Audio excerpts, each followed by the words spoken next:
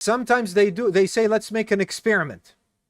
They make a certain kind of, they deliver a certain kind of information, or they do some gesture. And then they line up 10 men, for example, or 5 men, or 20, and they say each one should tell it to the other, or act it to the other. And by the time it ends, it has changed so much. So when you look at these things, yeah, it's not like the original one. So actually, when you see the last one doing it or saying it and the original one, then there's a huge difference. This shakes your religion. This shakes your personality. Ya ikhwa, this is, we have to take this curtain off of our eyes. This is nonsense. And we have to call them as we see them. If you say, how? Show us, tell us, how is this nonsense? First of all, there is always context. There's always context.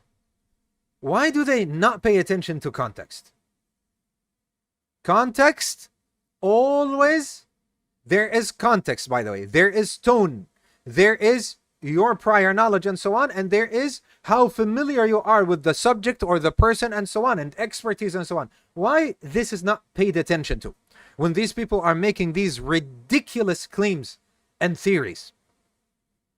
Why is this not taken into place? When somebody looks at a social experiment and you bring anybody from the street in order to take a stab against reported news, I want you to bring me someone like Muhammad ibn Sirin, someone like Sa'id ibn Jubair. Bring me people like the Sahaba and the Tabi'een and Tabi'ut Tabi'een, and let's see if they lose information.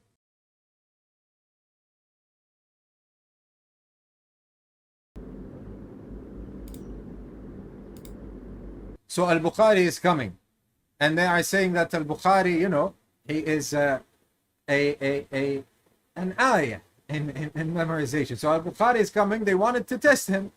So what they did is they were narrating a hadith, but the chains of narration, they're taken. So 100 hadiths, they take, for example, number 50, and they put the chain of narration from number 50 to number 2, and from number 44 to number 33. And from, you understand, they have inverted all the, changed all the asani. So now they are telling him, narrating the hadith, and Imam Bukhari says, I don't know it. I don't know it. I don't, for all the hadith. The people that are not student, the people who are not ulama, the people who are not ulama that don't know this, they are looking at him thinking, what is this guy?